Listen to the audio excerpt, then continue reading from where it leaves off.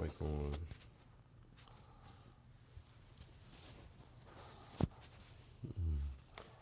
One, two, 1, 2. Sound check. 1, 2, 1, 2.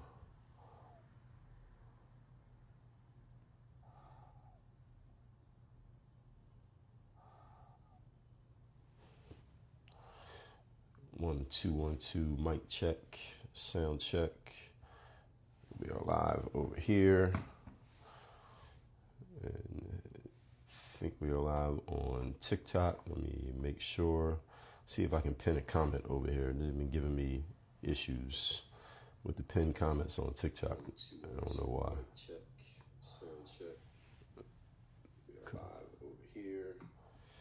So TikTok does not let me pin my own comments, but it does allow other people's comments to get pinned. I don't know why that is. This is not making sense to me.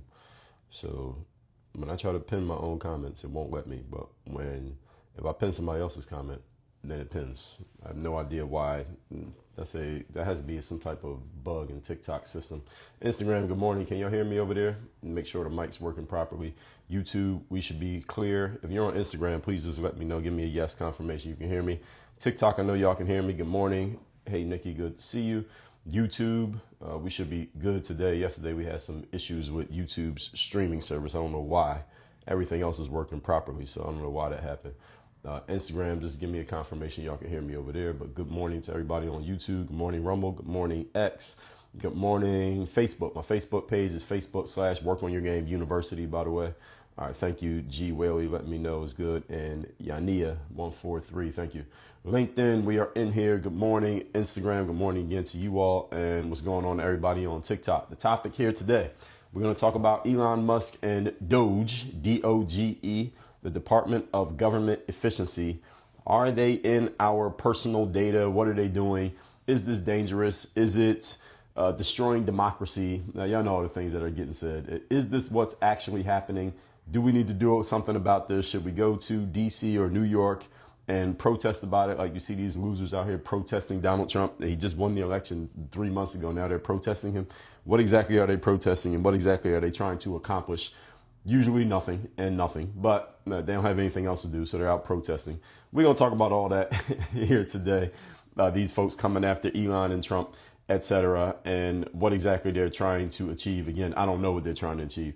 There was a guy on, I don't know who he works for. He might work for InfoWars, but I saw this on X yesterday. I don't know if y'all saw it, but on X yesterday, there was this guy. He was, let me see if I can find the video because I retweeted or reposted it a couple times. Yeah, so this guy, his name was, I guess this is him doing it. Let me see what his name is. Yeah, this is him. His name is Owen Schroyer. Y'all know this guy? Owen Schroyer. It says on his account, official political and media account of Owen Schroyer, journalist, talk show host, free speech advocate. And he has his website is called the Owen Schroyer Show. I've never heard of this guy, Owen Schroyer, but I saw a couple of his videos and then it says War Room with Owen Schroyer. So I don't know if he's with Mr. Bannon or not, or this is just his site. Anyway, he has all these videos up on his site. I never heard of him before, but I saw a couple of his videos yesterday. He went to this liberal protest site. I don't know where this was. I guess it was in either DC or New York. And he's walking around basically interviewing people and asking them, what is your actual issue? What exactly are you protesting when it comes to Elon and Donald Trump? And any of you ever seen these videos where people are out protesting, then someone comes out and just asks them, all right, what exactly are you mad at? What exactly is your issue? What is your challenge against this person or that person? And they can't really answer the question. They just start stumbling over trying to answer the question because they don't even know why they're there. So it was really funny because a couple of things I saw in this video, y'all should just look up my X account. My X account is @DreAllDay, and you can see these videos. It was just from yesterday. And a couple people, he would ask them a question and they would just start with the ad hominem, just personally saying, well, I don't like Trump. He's a bad guy. Elon's a bad guy. Then they would say something like, well, they're destroying our democracy. Or they would say something like, well, I'm losing my rights, but you have rights that I don't have. And that wasn't, again, not making sense. Another thing they were saying that wasn't making sense. So there's a lot of this happening. Let me close a couple applications over here on my laptop because YouTube says streaming is buffering. I don't know why this is happening on YouTube. They've been giving me this error the last 2 days, and it wasn't ever doing this before. But anyway, so they were saying, well, we're losing certain rights that you have. And he was asking them, okay, well, what rights are you losing based on Donald Trump's presence? And of course, they couldn't answer the question. There was another one that was really, I think, sad and dangerous. It was, he walked up to, this guy Owen, he walks up to a family. It was a mom, and she had 3 young girls with her. These girls were like, one of them was probably like a early teens, maybe 15. Another one was maybe 12. Another one was like 9 or 10 years old. And he walks up to them and he says, why are you out here protesting? And one of the young girls says, well, we're losing our rights. And Owen responds to the girl and says, okay, well, what rights are you losing? What is your actual reason for protesting out here? And the girl just froze because she did not have an answer to the question. And this is what happened. Her mom, who was there with her, I'm assuming this is her mom, she says to the little girl, don't talk to this guy. He's just a troll. He's just stirring up trouble, and then pulls the girls away and they walk away. The reason why I consider that dangerous, because see, it's one thing if you're an adult, you're 45 or you're 60 or you're 27, going to one of these events, sounding stupid and not even knowing why you're there. That's cool. You're an adult, do whatever the hell you want to do. But when you bring your kids to an event like that, and then someone asks them, why are you here? What exactly are you protesting? And the kid doesn't have an answer. That means they're just following you as a parent, and you don't have an answer, because if the mom had an answer, she could have just answered the question. She didn't even answer the question. So what was happening like half the time when this guy Owen, and again, y'all can find this on, just go to, y'all can look up Owen yourself, or you can just go to my X, which is at Dre all day, or just look up my name, Dre Baldwin. And these videos went pretty viral. So I think I reposted 2 of them. Yeah, so it was 2 times that I saw these videos by Owen, and I just followed him so I can see more of his stuff. Half the time when he approached somebody and asked them, what exactly are you protesting? Do y'all know where these protests are happening? I know it was one in New York, and I believe there's another in D.C. Is there any other cities where this is happening? People are protesting Trump. Again, why now? And what exactly are you protesting? But anyway, half the time he would approach a person, an adult, and ask them, why are you protesting? They would basically ignore him, not talk to him, or you would get, there were a couple other like rabble rouser people, like some guy, he kept like following Owen around with his cameraman and his mic. And the other guy would follow him around, and anytime he started to ask somebody else a question, this other guy would try to like harass him or distract him or keep him from asking the question. And then you had somebody walk up with a big rug, like a big towel, to try to block the camera from recording what is happening. And these are all people on the left. Now, let's be clear. I'll be clear up front that we know that these people are generally weirdos. And these people who are out protesting, again, you're protesting in February, right after the election was 3 months ago. What exactly are you protesting, and what are you going to achieve? It doesn't even make any sense. So these are the weirdos from the far left who are out there protesting. So we know that they don't represent all of the left or all of Democrats or all people on that side of the political aisle. However, let's be clear. We also got to be fair, because if the shoe was on the other foot and there were a bunch of people who are conservatives or what they call the far right, if they were out doing a similar thing for a similar reason, just flipping the script, how quickly would people on the liberal/democratic side take the examples of those folks and use it as a representation of everybody on the right? Of course they would do it. They would do it immediately. They would do it over and over and over again. And they would broadcast it as much as they possibly could out to the world and let everybody know, hey, everybody, look at these Trump supporters. Look at these conservatives. Look at these people on the far right. Look at these people. They're crazy. Even though they're just a small percentage of that side and they don't represent the whole, these are the people on the extreme end, these weirdos that Owen was interviewing. And that's probably the reason why he did it, because these people looked crazy and it makes the left look crazy. We know they're not the representative of all the left. Most of the people on the left are usually at work in the middle of the day. They're not actually out protesting anything. They may not be happy about Trump or Elon, but they're not out protesting, sounding stupid. But again, flip the script. If there were people on the right doing this, what would the mainstream media, what would the liberal media, what would people on the left do to use this as an offensive weapon? Everybody knows exactly what they would do. And if you want an example of what they would do, again, go look at January 6, 2021. All right, they took that. And I'm not saying the people who showed up on January 6 are extremists necessarily, but they took what happened on January 6 and they made it to become a representation of Donald Trump, MAGA, and anyone on the right who happens to support him. So much so that a bunch of people on the right have made it a personal mission to make sure everyone understands, like, yes, I'm a conservative, or yes, I'm a Republican, but I don't support Donald Trump, and I'm going to be a Republicans for Kamala, or whatever they were calling themselves. And again, this is all scare tactics that they use to influence and persuade people using the extremes. And the right hasn't taken enough advantage of this, I don't think, because again, I never heard of this guy, Owen. And besides his videos, I didn't, and a couple other people had posted them. That's when I first saw him. But this is anyway, just an interesting thing that caught my attention yesterday. Not even the main point of what I'm talking about here today. So what we are going to talk about here today is someone asked me this question yesterday, I think in the Instagram comments. They were asking, could you talk about Elon Musk and Doge, and are they getting access to people's personal data, et cetera, et cetera? Elon has had he's made some of his own comments on these very things. And I'm going to see if I can find the one that he said, because that was one that I saw a day or two ago that was funny, that we'll see if we can pull it up while I'm talking. But that's what we're going to discuss here today. So before we get started, let me first introduce myself. For those who don't know me, my name is Dre Baldwin. Many know me as Dre all day. I'm a former 9-year professional athlete. I'm the author of 40 books. I've done 4 TEDx talks, and I own this company called Work on Your Game.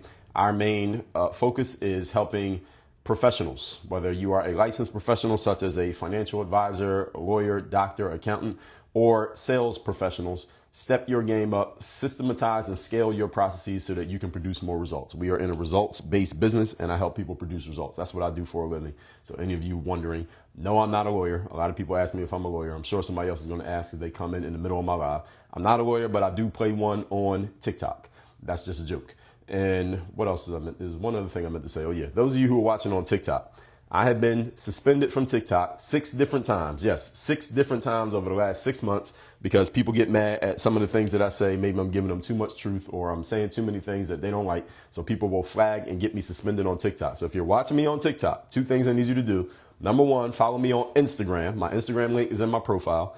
And also subscribe to my YouTube channel. My YouTube link is also in my profile. I'm live on YouTube right now. Another thing all you should know is that all of these lives, when they're over, the replay is on YouTube. So I am streaming on YouTube right now over here. I'm on Instagram over here. I'm on TikTok over here. So everything I'm saying is being recorded on YouTube. So if you miss the whole thing and I tell you go watch it again, or you missed the beginning, or I tell you I talked about such and such topic 3 weeks ago, it's all on YouTube. Okay. And make sure you follow me on Instagram and subscribe to my YouTube, because it is pretty much a guarantee, being that Trump is president and he has 3+ years to go. If I say anything defending him or even speaking neutrally about him, somebody's going to get mad about it, and I'm going to violate something of TikTok's quote unquote community guidelines that are very vague, and I'm going to get suspended again. So just in case that happens, or when it happens, you can still follow my streams just in case I can't go live on TikTok for a week, because I've been suspended 6 times, and each time it was either 3 days or 7 days, just so y'all know that. All right, so everybody on TikTok, now don't say that I didn't warn you. So Elon tweets or posts so much that I don't know if I'm even going to be able to find. He posts and then he reposts a lot of other people's stuff. So Elon is very active over here, and he's saying Grok. Is it Grok or Grok? How do you pronounce this AI thing that Elon has on X? Is it Grok or Grok, or whatever it is? So he says Grok. Let's call it Grok. He says will be offered as a standalone application for Mac OS and Windows. All right, that's interesting. A lot of people have these AI bots. I don't really use Grok that often, but a lot of people do use it. So anyway, let me see if I can find the thing that he said, because he actually made a funny comment, but I'm not sure I'm going to be able to find it now because it was so long ago. But I think if I search, I may be able to find what he said, because someone was saying, hey, Elon is, you know, hear what all these people are saying these days. And by the way, I'm going to answer all questions and comments at the end after I get through these concepts. Oh, I found it. All right, so someone said, who was this? John Fetterman, the senator from Pennsylvania. He said, I want to save you billions of your money and make our government more efficient. This is John Fetterman from Pennsylvania, who ran as a Democrat. And then he says, rummaging through your personal shit is not that. I'm just reading what he says. This is John Fetterman, senator from Pennsylvania. He says, a party of chaos loses always. So that's kind of ridiculous for him to say that. And he posted with a screenshot of an article from Politico that says possible Doge access to private taxpayer data sparks outcry. So this is how the media lies to you. So they put the word possible or alleged or accusation, or they'll make this claim and they'll put a question mark at the end. That gives them plausible deniability to basically throw anything out there that they want. And it starts to influence the public. These people know exactly what they're doing with these headlines, because most people don't read the articles, they just read the headline. Even Senator Fetterman, when he posted this, look at the post. So this is just a screenshot of the article. I'm always interested when I'm on X and I see people take a screenshot of a post or a screenshot of an article, and then they'll put their commentary on top of it, which is usually trying to influence or persuade you to think in a certain way. And I always wonder to myself, why don't you just post a link to the article so that people who are interested can actually read the article and see what it actually says, as opposed to just what the headline says? Because the headline is often misleading when it comes to the actual substance and content of the article. Now, to be clear, most people do not read. We know this. A lot of people, the three truths about human beings: people don't read, they don't think, and they're lazy. So most people are just going to look at that and they're going to believe whatever they want to believe. But there are people like myself, and maybe hopefully many of you, who see something like that, and I'm like, first thing I see when I see this, I'm like, all right, you're posting the headline, give me the whole article, let me read it. Let me see what the article says so I can find out if you are actually telling the truth or you're lying to us. Because if they were actually telling the truth, why not put the link to the articles? Because the articles should just support what the headline says. But if it doesn't, which is what the media does these days, especially when it comes to anybody connected to Donald Trump / MAGA, they are heavily misleading. This is the reason why people don't trust the mainstream media anymore. And I've done live streams on this subject many times over. So those of you who are just hearing me for the first time ever, shout out to TikTok and put me on the For You page. I think I'm on the For You page. Do they have me on the For You page here today? If I'm on FYP on TikTok, please put that in the comments, FYP.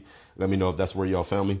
But anyway, the mainstream media, this is what they do. And then people who don't like Trump, like his political enemies, like Mr. Senator Fetterman here, they come out and they basically continue to perpetuate the nonsense. And the everyday citizen, that's you all, people have figured this out. We figured out that the mainstream media is not to be trusted. And that's how people like myself and people with podcasts and YouTube channels and TikToks, etc., quote unquote, independent platforms, we are starting to take away all the people that used to listen to the mainstream media. Now they're finding people like ourselves who can break down and explain these things and point out the nonsense. So anyway, I'm bringing all this up to say, John Fetterman says this, he posts this: possible Doge access to private taxpayer data sparks outcry. So is Doge actually accessing private taxpayer data? We don't know, because the headline says possible. That word right there gives them plausible deniability to where you can't take them to court, you can't sue them. And again, people are tired of this shit. And that's the problem with the mainstream media. And I'll be saying the same thing if they were using this against somebody on the other side. I have no political affiliation, by the way.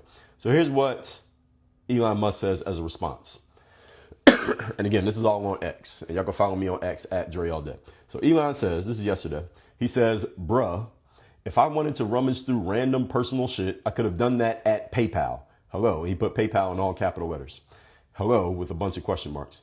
Then he says, having tens of millions of people marked in Social Security as alive when they are definitely dead is a huge problem. Obviously, some of these people would have been alive before America existed as a country. Think about that for a second. And then he posts this chart here that shows the number of people on Social Security based on their age range. And there are people who are between the ages of 220 and 229. There are 1,000 people receiving checks from the Social Security Administration, according to Elon Musk and a graphic that he posted.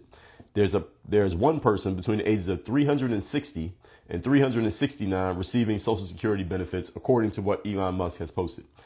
And there are people from the age 0 to 9, 38 million receiving Social Security benefits. So Elon Musk posted this the other day, and it's a pretty good counter argument that he's making, that if he wanted to rummage through people's personal stuff where he actually had access and nobody would have gave a damn, he could have done that at PayPal, which is a company that he helped start. That's where Elon Musk first got to start entrepreneurially, for a lot of people who don't know that. So anyway, I didn't even get into my points yet, but I've already touched on a few of them. So let's get into this, and I'm going to take all questions and comments at the end. So first of all, what is a positive of Doge? So Doge is Department of Government Efficiency. Most of you probably heard of that Elon claimed he was going to help run and create to help the government be more effective and more efficient in their operations. If Trump were to win, he would be part of that team, and Trump won, he's part of that team. So we all know that. So one thing that Doge can help with is government waste reduction. Now, I don't know any of you's opinion on the government, but I'll throw this out there and see what you all think. I believe, I've said this many times, the government is highly inefficient, and the government is extremely wasteful of resources. And why does this matter? Because most of the resources that the government is using is our money. That's your money. What the government is doing every day is funded by money that comes out of your pocket. So those are either the taxes that you pay, let's say your exchange taxes. When you make a financial exchange, you pay a tax. So you go to the grocery store, there are taxes on your groceries. and or the taxes that just get taken out of your paycheck. Those of you who are employed, look at your pay stubs. You see all the money getting taken out of your check before you even get the money. You get a direct deposit. What you get is what's left over after the government takes its cut. So that money that gets cut out of your check is going to the government to do whatever it is that they're doing. And if they're doing it ineffectively and inefficiently, we should have a problem with that. This is one of the reasons why I believe Trump got elected. Elon helped. And Elon's pitch was, we're going to make the government more efficient. We're going to reduce waste in the government. We're going to audit. And all auditing is just looking at what you're doing and finding out what's working and what's not. We're going to audit all these bureaucratic inefficiencies, and we're going to figure out where spending is excessive, and we're going to fix that. Now, why would anybody have a problem with this? That's a good question. I'm glad you asked. Let me answer. Why anybody would have a problem with this, and by the way, if you're watching me on TikTok, make sure you subscribe to my YouTube channel, follow me on Instagram. The links are in my profile. I got to say that multiple times because I can get kicked off of here in the middle of my stream. It's happened before. It will happen again. So I got to keep saying that. So those of you who hear me say it more than once, just bear with me. So excessive spending, inefficiencies. Who have a problem with this? Well, of course, number one, people who actually work in the government, who might be part of that excessive spending and inefficiency, they realize that Elon might be coming for their jobs. And we've heard about this already, right? That the government has laid some people off. They told some people to stop coming to work. I did a whole live stream about the USAID thing last week. So if you didn't catch that live, it's on my YouTube channel where I talked about USAID, Elon, etc. So people losing their jobs or under the threat of losing their jobs, positions being cut. And of course, you have on the other group, that the other entity or faction that has a problem with Elon doing this are, of course, Trump's political enemies, because they'll take anything that can make Trump look bad and they're going to use it to just leverage against him. Not necessarily because what he's doing is bad. And when I say Trump, I mean Trump and anyone on his team. So when I say Trump, I'm talking Elon as well. So they take anything that the Trump team is doing and they frame it as a negative thing. And then they put some emotion on it, because most people don't want to logically think about this stuff. But if you put some emotion on it, like, hey, Elon Musk is looking at your personal data. Elon Musk has your social security number. Elon Musk is looking at, how much money you're making, or whatever it is they're claiming Elon Musk is doing. Again, it doesn't really make any sense. And then they throw it out there. And then people see the headline, they get excited in a negative way, because excitement can be negative or positive. And then now they're all up against Elon. And this is how you get people protesting in February, 3 months after the election was already decided, 1 month after Trump was sworn in, they're protesting. Again, what are you protesting and why? What's going to happen? This all happens because Trump has so many enemies in the media and in politics that these people just keep pushing this stuff. And the reason that they're doing it is because it helps build their own brands and their own profiles. It's not because they really believe Trump is an existential threat, or he's going to destroy democracy, or he's never going to leave office. They don't really believe that. It sounds good, but do they actually believe that? Nobody actually believes that. Nobody believes this stuff. They're just pushing these things. They're playing the political game. This is all theater. For any of you who didn't know, all right, this is all theater. This is all a game that all of these people are playing. At the end of the day, the Democrats and Republicans in Congress, they go to dinner and eat together. All right, after they put on a show of arguing against each other, or the Republicans are terrible because of this, the Democrats are bad because of that. When this is all done and the cameras turn off, all right, they're at Ruth's Chris and Capitol Grill eating dinner together and laughing about the fact that they got many of you getting all excited about the bullshit that they say when the cameras are on. All right, that's the real game, in case any of you didn't know. All right, this is not about helping you or saving you. These people are all bureaucrats. They know exactly what they're doing. Now, someone like Elon Musk and Donald Trump, however, let me be clear, they're not politicians. They're not career politicians. I talked about this a lot yesterday, and I asked the question to the audience, and any of you who hasn't answered, please answer it. Joe Biden, Hillary Clinton, Kamala Harris, Barack Obama. Name any professional skill any one of these people has that does not involve politics or the government. Name one. Joe Biden, we could throw in, and if you think I'm just banging on the Democrats, let's throw George W. Bush in there. Let's throw John Kerry in there.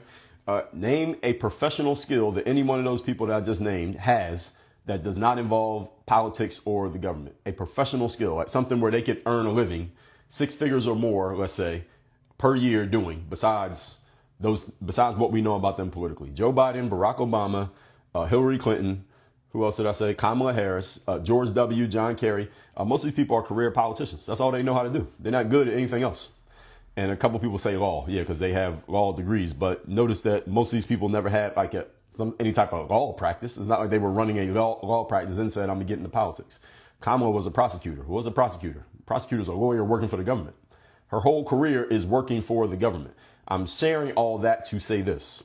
These people who are going against Elon, actually, let me back up. Elon and Donald Trump, we know, are entrepreneurs. We know they were both in entrepreneurial spaces. Elon's still an entrepreneur. He doesn't technically work for the government. He wasn't elected.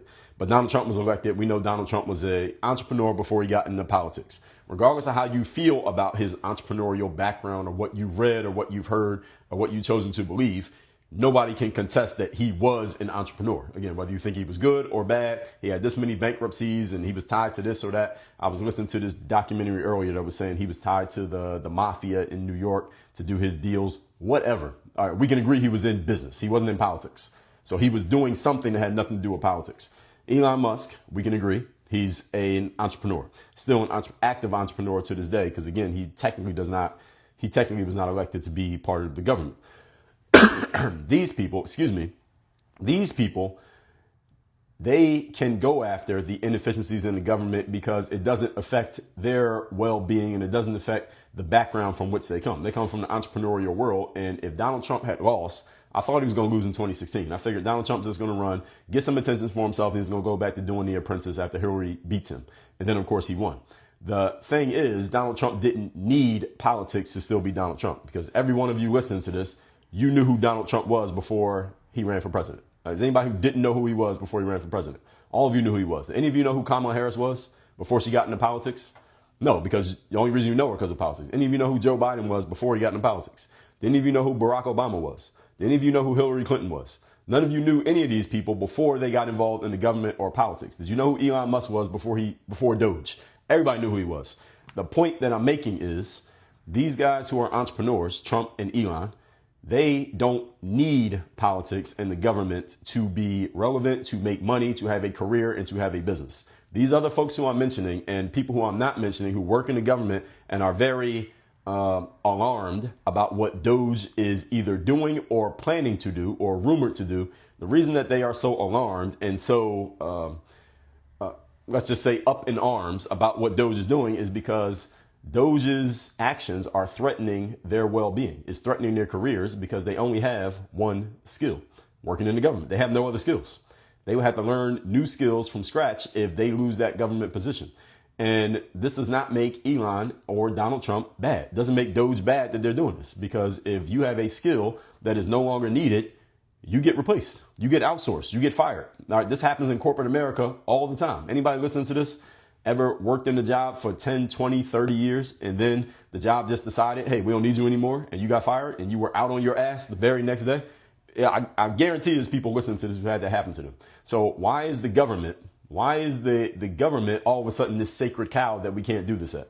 That's why people are getting annoyed about this situation. Not even annoyed. It's more than annoyed. People are getting alarmed about the situation when all they're doing is what they're supposed to do, is getting rid of anything or anyone who is no longer useful. And if you don't have any other skill, that's not Elon Musk's fault. That's not Doge's fault. That's not Donald Trump's fault. That's your fault, that you allowed yourself to get caught out there and removed by the Trump administration. It sucks. I understand it sucks if that's you, but hey, this is how life works.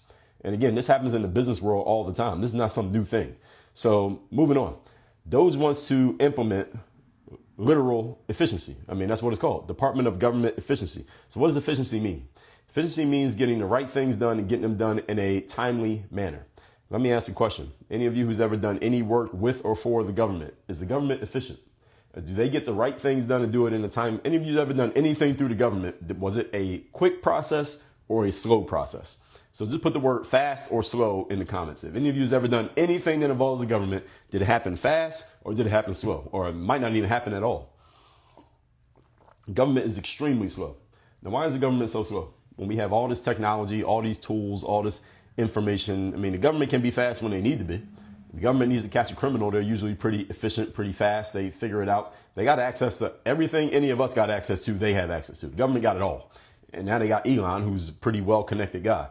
They got access to everything. The reason that the government is so inefficient, for those of you who, many of you probably understand this, and some of you don't, is that the government is a huge bureaucracy. It's the biggest bureaucracy known to man is the U.S. government.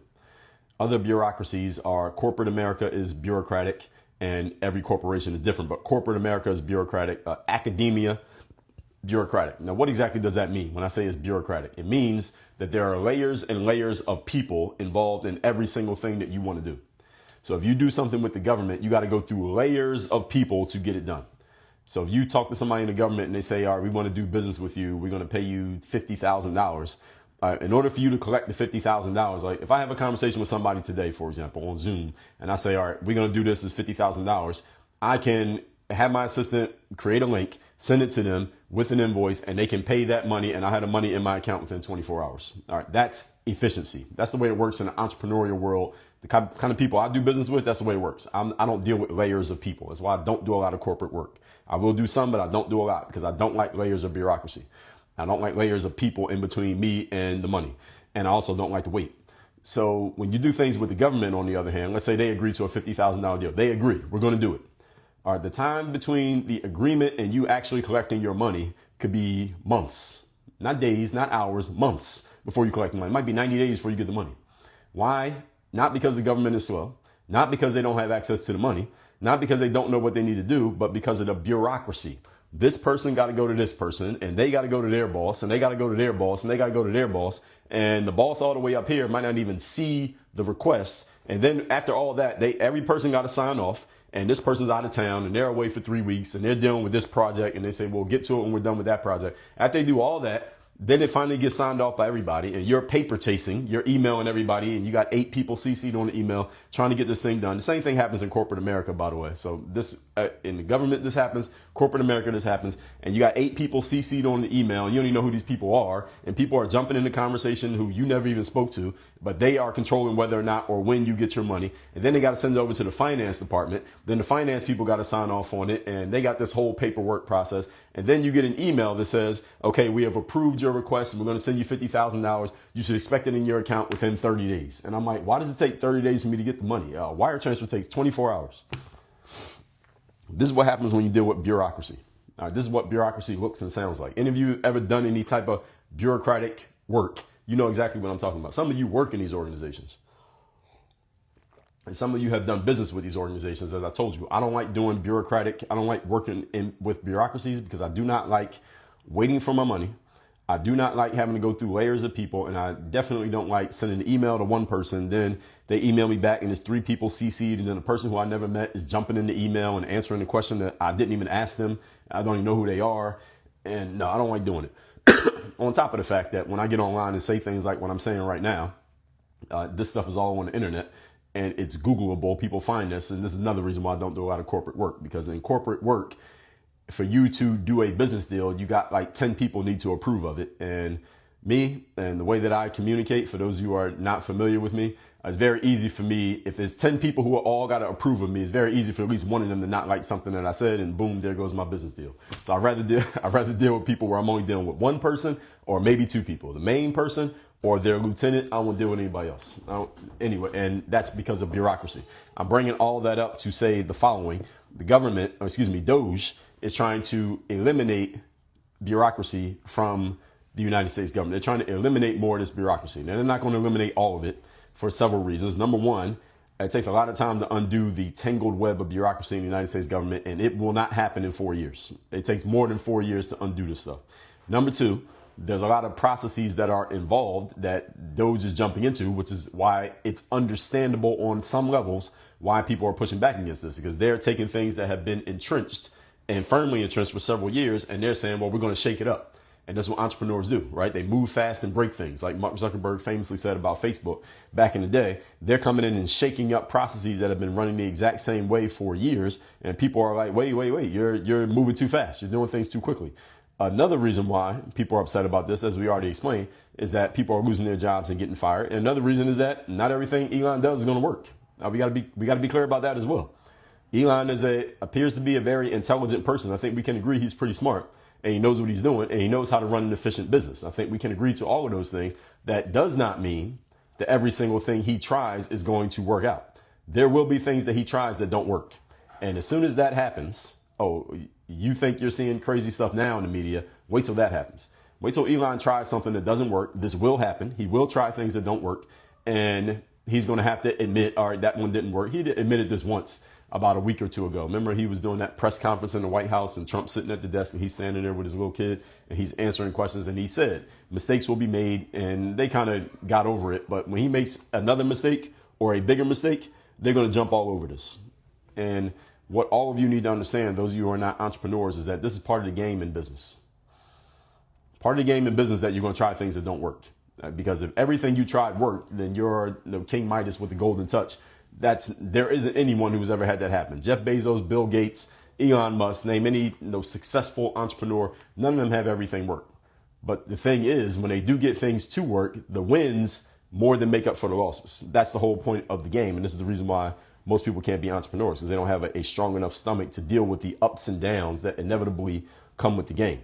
Now, one of the legitimate challenges to Elon is that, hey, the government is not an entrepreneurial venture. It's not something that you can just try things with and experiment and play around with. This is one of the pushbacks to Elon. And I understand that pushback, but at the same time, it really doesn't matter because he's going to do it anyway. And that's what people are upset about. The fact that he's going to do it anyway, because he's going to be looking at the government's bureaucratic processes with the mind and the eye of an entrepreneur. And people are like, well, hey, you're running this like you ran PayPal or that you run SpaceX or Tesla. The government ain't that. And they are right. But that doesn't mean that you shouldn't do it. Again, the same way that when Donald Trump ran for president the first time, people said, well, it might be good that Donald Trump runs because he's a businessman. People said, well, he has had no political experience, right? And people said, well, that's good. He's a businessman. He can run it like a business. And people said, well, the government is not that type of business. You can't run it that way. Well, he had 4 years. All right, did the country collapse? No, it didn't. And then he was out for 4 years and now he's back. Has the country collapsed? No. But depending on who you ask, people say, well, not yet. It might. I don't think so. Next, Elon is challenging outdated regulations and processes to slow down responsiveness. This is what I just talked about. Any of you who's ever done anything with the government, all of you answered the question slow. Everything happens slow with the government. They're trying to speed up the process. Because again, the government has the ability to do things quickly. Are any of you who's ever dealt with the government on a legal basis, like there was some type of criminal situation or a court situation, or they were trying to catch a suspect, the government is extremely efficient, more efficient than any group you can name when they want to get something done. If the United States government goes to war against some other country, we will be extremely efficient and things will happen immediately. Good morning, Brittany. Good to see you here. Thank you for moderating as usual. So when these kind of things happen, the government can move as fast as they want to move. The reason that they don't move as fast right now is because the layers of people in there who have to make themselves important by inserting themselves into situations that add time to the circumstance and slow things down. Again, any of you who works in corporate America or works in academia, you know exactly what I'm talking about because the same thing happens in those spaces. By the way, those of you watching me on TikTok, make sure you subscribe to my YouTube channel and follow me on Instagram. The links to both are in my profile. The reason why is because, first of all my replays go to YouTube. I'm live on YouTube right now. And secondly, is I've been banned from TikTok 6 times in the last 6 months. And I will get banned again, especially if I'm on the For You page like I am right now. I'm sure to piss somebody off and they flag my lives and try to report me and they get me taken down. So just in case, I know I've said that like 4 times already. I'm going to say it 10 more times before I'm done. All right. So anyway, back to what we're talking about. The reason why these bureaucrats who work in the government, they slow things down. Again, those of you who work in corporate, those of you who work in academia, y'all know what I mean. Any of you who works in corporate or academia ever had a circumstance where you were at work and you were trying to get something done and a person who had nothing to do with the situation, but they had the power to involve themselves, they just jumped in the conversation or jumped in the situation and involved themselves for no other reason than just because they're there and they're just trying to make themselves matter? Any of you ever had that happen? Any of you ever had that happen dealing with academia or dealing with corporate America? Any of you ever, whether you worked there or you were an outsider trying to do business, people just jump into shit? Yes, red tape, exactly. So what I'm calling bureaucracy is also known as red tape. All right, red tape is just things that hurdles you have to jump over and hoops you have to jump through for no other reason than just because the hurdle is there. Just because the hoop is there, you got to jump through it. Why do I got to jump through this hoop? Well, there's no real reason you got to jump through the hoop. You just have to jump through it because the hoop's there. It's part of our process, and everybody who comes here has to jump through the hoop. All right, why does that matter? All right, this reminds me of when my son was born. We had a home birth, and we ended up taking him to the hospital because he had meconium, which means he pooped inside the womb before he came out, and they're not supposed to do that. So we took him just to make sure he didn't ingest any of it into his lungs. Thank you for those lightning bolts, people who've been sharing them and the gifts over on TikTok. And the doctor, so first of all, I'll explain the layers of bureaucracy. And I've already done lives trashing the medical system. I'm not going to do it in full here, but I'll just give you this example. So he's in the NICU, which is neonatal intensive care unit in the hospital here in Miami. And first of all, a couple nurses would come in, and I would ask them, the nurse would come over to where my son was, and I'm asking the nurse a question like, what are you doing? When did we do this? What's the process? And they would say, they give me an answer.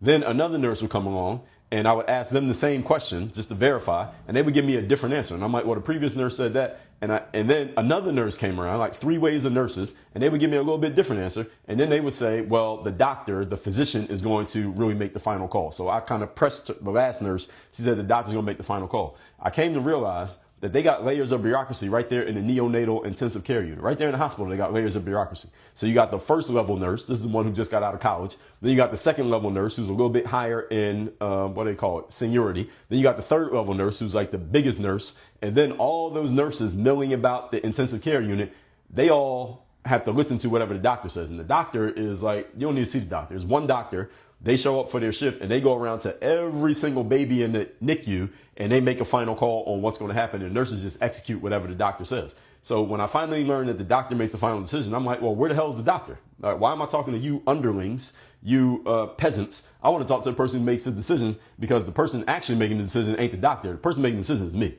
And they didn't know that, but I knew it. So I wanted to talk to the person who I need to let them know this is what's going to happen, what's not going to happen. I don't want to be talking to you underling nurses. And no disrespect to any of you who's listening to this who's a nurse. But this is the way that I was thinking, and this is the way that I communicated inside the neonatal intensive care unit. And they didn't like me by the end of the night. But anyway, the nurse comes up. I mean, not the nurse, excuse me. The doctor comes up, and the doctor is telling me that here are all the things that I want to do. And I got my midwife on the phone. Not my wife, my midwife. She's the person who helped deliver the baby. Those of you who know what a midwife is. So I got the midwife on the phone, and I asked the doctor on speakerphone. I asked the doctor, what are all the things you want to do? Because she started listing things she wanted to do to my son. And I said, list everything that you want to do. And then I'm going to go to my midwife, who I got on the phone. I want a list of it. Write it down. And then I'm going to go to the midwife, and the midwife's going to tell me which ones to say yes to, which ones to say no to. So the doctor writes, she gets this list of like 11 things she wants to do. And the midwife tells me, she says, Dre, a couple of things on that list. If the doctor does that, then by law, they have to keep your son in the hospital for 10 days. And see, the doctor didn't even tell me that. See, this is part of the red tape. This is part of the bureaucracy. And I'm not even that mad at the doctor, because this is what she learned in medical school, that you are supposed to do these things. And then when you do those things, the law and the rules say you got to keep the baby for 10 days. All it is red tape. It's just bureaucracy for no reason. And she couldn't even explain why she wanted to do it. So I go back to the doctor and I'm like, look, I'm not doing any of these. You can only do this one and this one. It was 11 things. I gave her 2 and I said, you can do this one and this one. Can't do anything else. So she didn't like that. Now, again, she's out of medical school. She's a doctor. She went to medical school. How long was medical school? 8 years or something like that. So imagine, just think about this. If you went to college for 4 years, then you go to medical school for 8 years, whatever number of years it is to go to medical school, 8 years in medical school. And now you're at work. You did all that work and graduated and got all that student loan debt to become a doctor. You are officially a doctor. Now you're at work doing your job, doing what was taught to you in 8 years of medical school. So again, I don't think the doctor was maliciously trying to bother me or my child. I think she was just doing what she was taught. This is what was taught to her in medical school. So she believes this is absolutely what's supposed to happen. And then this mofo comes along, me, this mofo in a suit with no medical degree. He's telling me, a doctor, what I am going to do and what I'm not going to do. She got very incredulous at this situation. Now, what I believe, and again, I'm just giving y'all this as an example. I believe that this doctor was not a parent. I don't think she was a parent, because if she was a parent, then I think she would have understood a little bit better why me as a parent didn't give a damn about her credentials as a doctor, because that's my child. I think if she had better understood that, we wouldn't have had the kind of conversation we ended up having. I think she was not a parent, and therefore she was just going from the frame of, I'm an expert and you should just listen to anything that I say. And then the validation of every time she says this to other parents, they just go along with it. I ain't that type of person. So this led to us having somewhat of an argument in the middle of the NICU, and nurses are like pulling her away to go away because she was kind of getting out of character. They pulled her away so she can calm down. And long story short, I got what I wanted, because there was no way I wasn't going to get what I wanted. They called security on me. I got a security guard trying to escort me out, and all this stuff happened in the middle of the, again, neonatal intensive care unit the night that my son was born. And I ended up talking to the administrator of the hospital, who's basically the boss of the bosses.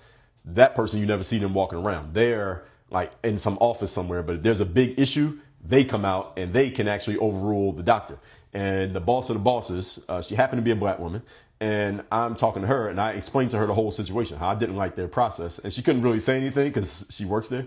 But I explained the process. I said, first it was this nurse. She had one answer. Then another nurse had a different answer. Then another nurse had a different answer. And then they say the doctor's going to make the decision. And the doctor's telling me what she's going to do and how things need to go. And now this is the line she tried to use on me. She said, if you don't let us do our jobs, then I fear for your son's life. That's what she said to me. This is the night my son was born. She said, I fear for your son's life if you don't let me and my nurses do our jobs. And I said, bitch, no, you're not getting away with that with me. Even though I don't have a medical degree, I got a midwife on the phone. She has one. And she already told me what the deal was. And this woman wasn't even telling me the red tape bureaucracy that she was actually trying to push. I'm giving you all that as an example. By the way, I have a whole video where I've talked about this. I'm giving y'all just as an example. There's an episode on my podcast. Y'all can find this on YouTube, where I said the trash that is the American medical system. So if you like to hear me trash the American medical system, go look up that video. It is on YouTube. But let me move on before I get banned for saying that. All right, so moving on. We're talking about Doge and Elon Musk. These people who work in these bureaucracies, their significance is based in pushing the things that the bureaucracy tells them to push. Because if they stop doing that, or the things the bureaucracy tells them to push, the red tape, if the red tape goes away, they go away. That's the issue. If the red tape goes away and all these layers go away, then the people who work on those layers, they no longer matter. Therefore, you're fired and you got to go find something else to do. This is why they're pushing back. All right. This is their issue. This is the reason why they have a problem. And they see Elon as a threat because he is a threat, because he's an entrepreneur. Do y'all know what Elon did when he bought Twitter? Do y'all know?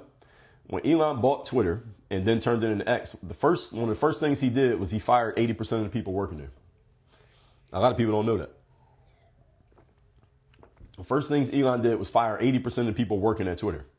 And then he changed it to X. Now, here's the thing you should notice. Nothing went wrong with the app after he fired 80% of the staff. The app kept running the exact same way. Any of you who uses X, and by the way, my name on X is @DreAllDay, or just look up my name, Dre Baldwin. Nothing went wrong with the app, even though 80% of the people who have been working there got fired. The point being that we all, let me not assume. Some of you are familiar with what we call Pareto's principle. If you don't know about that name, you know about its more common name called 80-20 rule. 80% of the results come from 20% of the inputs. Elon understood this. He understands this in his bones because he's an entrepreneur. In entrepreneurial ventures, you have to think this way because you can't have these bloated payrolls, et cetera, because you're going to run out of money. You have to do things efficiently. You have no choice. And Elon understood this. This is why he was able to fire 80% of the people and nothing went wrong with the app. Now, what he's trying to do is the same thing with the government. This is going to get major, extreme pushback because he's threatening people's lives, their livelihoods. And again, you do that in entrepreneurial businesses as well. The difference is with the government, 330 million people are paying attention, or at least they could pay attention because it could some way directly or indirectly affect you. So this gets everybody's attention. And secondly, Elon is working with a Republican who percentage of the Republicans don't even like, and none of the Democrats even like. So they're going to be able to sensationalize everything he does to make it look worse than it actually is. That's the reason why this is news. Not because what he's doing is actually new. It's the fact that where he's doing it, who he's doing it to, and who he's affiliated with. That's the reason why this is a news story. Everybody understand? So what he's looking to do is lower overall costs to save taxpayers money, which actually should be a good thing that we should be happy about. The thing is, it's so hard for the average person to draw a line between what Elon is doing and how it directly affects them, especially when it's a long-term play. See, the thing is, when during the election campaign, you heard people having these conversations about the cost of eggs and gas and et cetera, et cetera. And since Trump has been in office for about a month, I think it's been exactly a month, that the cost of eggs have not actually gone down. In some places they've gone up, some places they stayed the same. And people are all debating these things. Oh, hey, Trump didn't lower the cost of eggs yet. And they're being kind of hype about it. But all of you need to understand that the things that Elon and Doge do, they're going to affect us, everyday citizens, on a long-term play, not a short-term thing. This is not like Elon does something, you hear about it on the news today, and then tomorrow your costs are lower. That's not the way it works. In a huge bureaucracy like the government, this stuff takes months, sometimes years to play out. And most people don't have the patience to see things through for that long to even when, let's say taxes go down 3 years from now, most of you will not connect it to something that Elon and Doge did in 2025. Most people don't have that they don't have that line of reasoning, line of thinking. They don't have the patience or the discipline to think that way. What most people do are chasing the headlines. This is why the media is the media. As they say, if it bleeds, it leads. Moving on. Elon wants to utilize technology. We know this guy knows technology pretty well. AI, automations to solve problems. And any of you who knows anything about what AI and automation is doing, and this, again, not new. This stuff has been happening for 20 years. AI and automation replace people. This is just what it is. Has any of you seen this up front in personal? Maybe you've been replaced. Maybe you replaced somebody, or maybe you know some people who've been replaced by AI and automation. What Elon wants to do is bring AI and automation into the government, and that reduces the need for people, which means those people don't need to get paid. They no longer have jobs. There's less bureaucracy, less red tape, and the government is running more efficiently. In other words, exactly what he said he was going to do. He's offering to do exactly what he said he's going to do, and these people are pushing back because he's threatening their careers. And what it's doing is exposing federal resistance to reform. That's what this is. Again, any of you who's ever worked in any place in which norms, standards, and people are firmly entrenched, as soon as you start threatening those entrenched norms, people will fight back. There's nothing wrong with them fighting back. This is just human nature. Human nature is if you've been doing the same thing over and over again for a long time and someone comes in and threatens to shake the whole thing up, you will resist. Most human beings' natural reaction is to resist to any form of change to something that they've been doing the same way, the same things over and over again for an extended period of time. This is just a natural response that people are going to resist change. Doesn't mean the change is bad. It doesn't mean the people are bad. This is just human nature. And this is going to keep happening because Elon's just getting started. So what he's looking for is a leaner, more efficient governmental system. I think everyone should be happy with that. The only reason anybody can't be happy with that is because it's Elon and Trump, and you have been conditioned to believe that anything Elon or Trump does is bad, negative, racist, and you should go against it just by natural instinct. I'm sure there are some of you watching me right now who are just pushing back on anything that has Elon or Trump's name attached to it, not because you have logically thought about it and come to the conclusion that something's wrong with it, but because either A, the media or the government has told you that is a bad thing. The government, people who don't like Trump, told you is a bad thing, or because you've already been conditioned to just react negatively to anything they say. Not because logically you can explain why it's a bad thing. Again, who could be mad about the government being more efficient? How can you be mad at that? What about that can make you mad? I don't understand. And again, it's mostly just people reacting negatively to anything with Trump's name on it because that's what they've been taught to do. Let's just react negatively to everything Trump says. It doesn't even matter what it is. Just anti-Trump, never Trump, go against Trump, anti-MAGA, et cetera, forever. Anyway, privacy and data access concerns. This is one of the concerns people have. They say Elon's getting into people's personal data and accessing stuff from the IRS, the educational department, and the Social Security system, and people fear that this data may be misused. Okay, let me ask a question. Because this is a legitimate challenge. If it's actually happening, this is a legitimate question. What if this guy, Elon, is accessing people's personal data and he and his Doge team misuse that information? Okay, my question is, how could they misuse it? What could actually happen to you? That's my question. So let me know what that is. How could they misuse this data, and what actually would happen to you if Elon gets access to whatever data the IRS has about you, educational department, I guess that would be with your kids, and your Social Security information? If Elon and Doge were to get access to that, what would happen? What would happen? I just want to know. I'm seriously asking this question. What would happen? I want somebody to give me the answer. What's going to happen? Elon accesses your Social Security number. He knows about whatever the education system knows about your kids, and he accesses, what's the other thing he could access? He could access anything the IRS has on you. Let's just say he did that. That's not happening, but let's just say he did. What's going to happen to you? I'm trying to figure out what's going to happen to you. Now that we haven't got answers to that question, but here's my question. Here's the question I got for you. And this is more of a rhetorical question. All of you use a smartphone, right? All you got one of these? All you got a smartphone? Okay. Anybody listening to this does not have a smartphone. Okay, so all you got a smartphone. Yes? Okay. Does everybody listening to this have an email address through like a open market client like Gmail or Yahoo or something like that? Verizon, AT&T. All of you got an email address. All of you have smartphones, right? All of you have smartphones. All of you have social media accounts. All right, all of you listening to me, you got a TikTok account, an Instagram, a Facebook, a LinkedIn, a YouTube, a Rumble, an X account. All right, all of you have at least one of those social media accounts, yes? Okay, let me ask you a question. How much of your data do those platforms access? If you're concerned about Elon accessing your data, how much of your data have you given up? How much of your privacy have you sold without even knowing that you sold it to your iPhone, to your Gmail account, and to all your social media platforms? Do you think they're not reading your DMs? You think they don't read your emails? Do you think your smartphone does not know exactly where you are at all times? Don't y'all know how they caught a lot of people from January 6, 2021?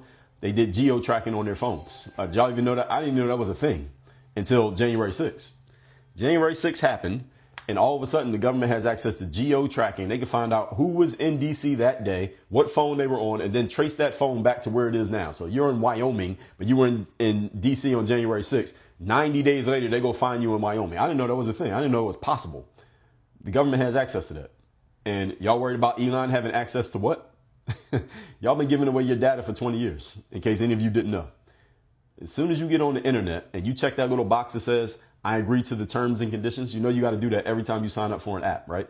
When you sign up for TikTok, when you sign up for Facebook, when you sign up for Instagram, when you sign up for YouTube, when you sign up for a Gmail account, when you turn on an iPhone and you put your data in there to have a phone number, you are giving up your privacy. In case any of you didn't know, newsflash, you already don't have any privacy.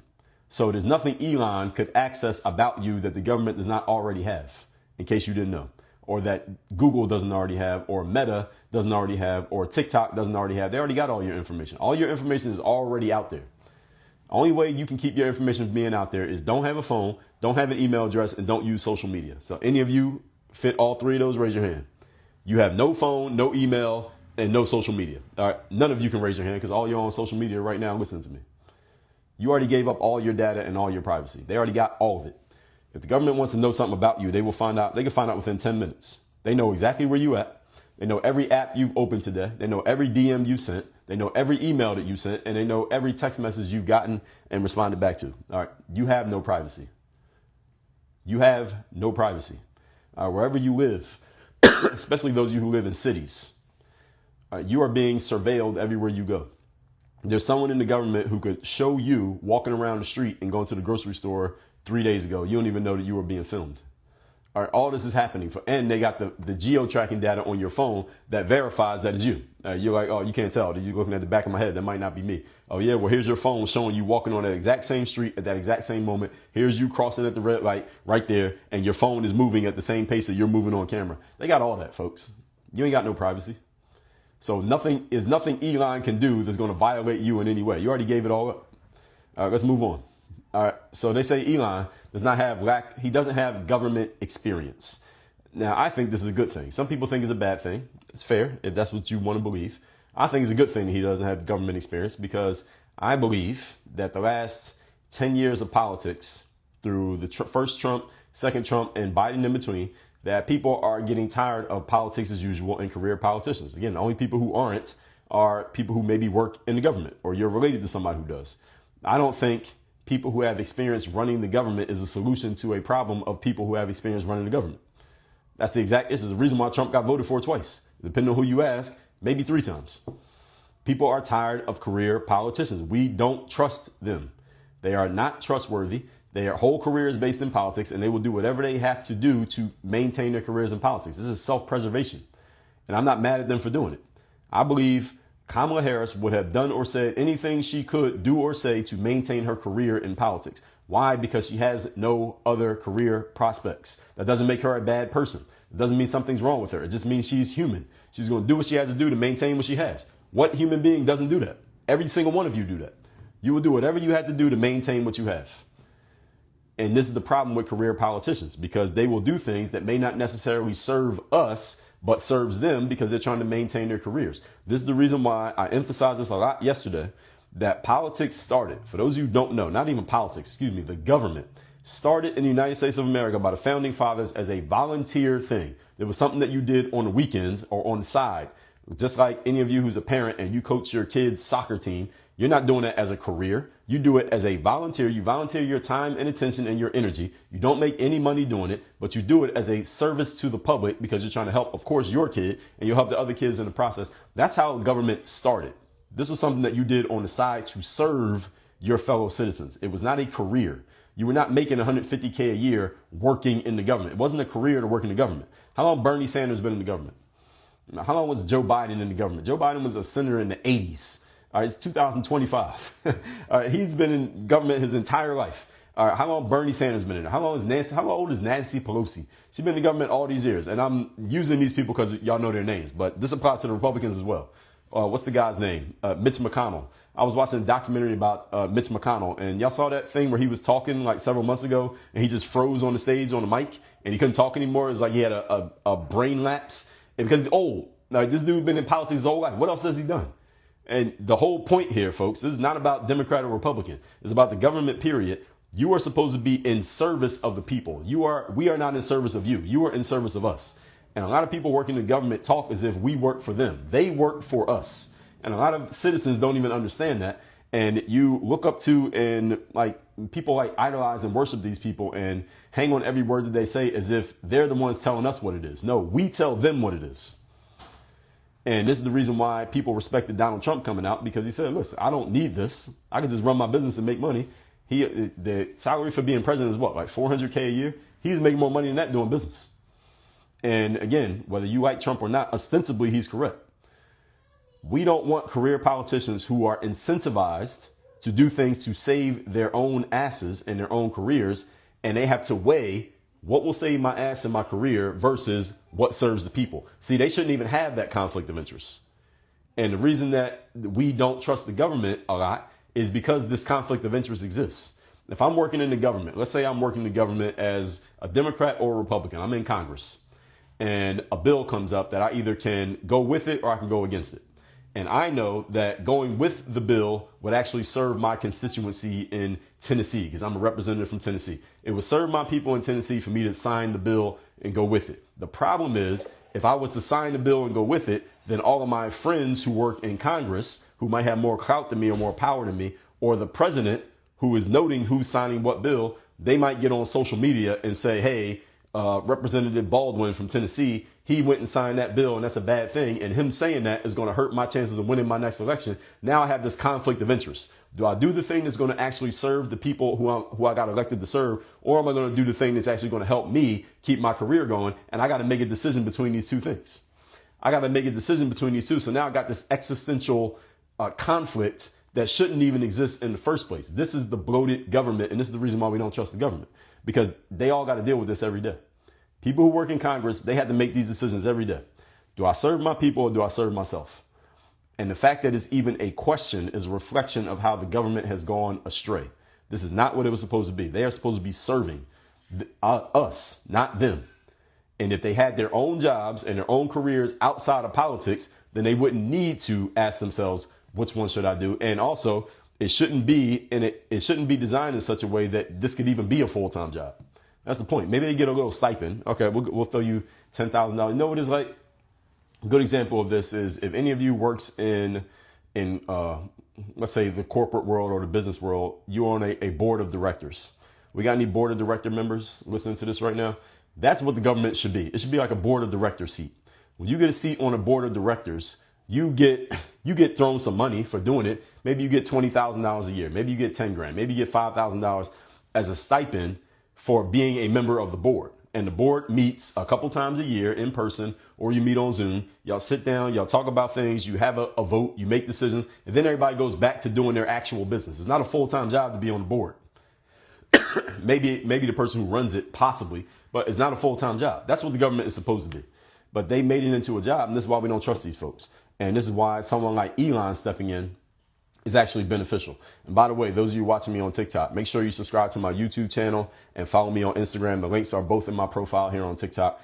And the reason is because I've been suspended from TikTok 6 times in the last 6 months. I will get suspended again if I piss the wrong person or people off with whatever subject. Today, I'm doing pretty well. But whenever they put me on the For You page, I usually end up pissing somebody off. So those of you watching on TikTok, make sure you subscribe to my YouTube, follow me on Instagram. The links are in my profile.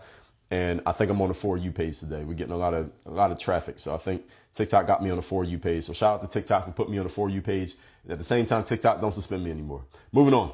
Potential overreach. All right, this is the common frame of any pushback against Elon, that he might be overreaching and he may be doing things that he's not supposed to do and that the government doesn't have the power to do. And an unelected official like Elon, hey, nobody elected Elon. Why is he doing things? This is the potential overreach. This is a legitimate question that, hey, Elon might do stuff that he's not supposed to do. But let me ask the question in response to that question is, was there any overreach by anything happening in the Biden administration or in the Obama administration? The answer for most people, 99% of Americans, the answer is we don't know. We have no idea. Name 10 people who worked in the Biden administration. Most of you can't name 2. You can name Biden. You can name Kamala. Who else can you name? You can name Karine Jean-Pierre. She was the press secretary. You can name, what was the other chick's name? The white chick. Jen Psaki. All right, that's 4. I can't name anybody else. Who else worked in the Biden administration? I don't know. We don't know who they are. Nobody cared. Nobody gave a damn. Nobody paid attention. And were they overreaching? We don't know. Overreaching into what? What'd they do? We don't know. Most of you couldn't name 10 people who worked in an administration. Most of you probably can't name 10 people in the Trump administration. And again, they get attention because people don't like Trump. Let me see how many I can name. So we got Tulsi, you got RFK, you got Elon, you got Trump himself, you got J.D. Vance, we got Pam Bondi, you got Kash Patel. I'm almost there. Who else can I name? I don't know if I can name anybody else. I got 7. What was that, 7 or 8?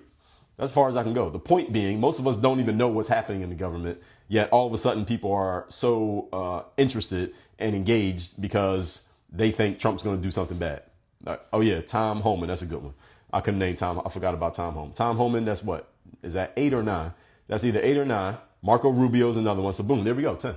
All right, I did it. All right, with some help from the TikTok. Thank you. So I named 10 people in the Trump administration.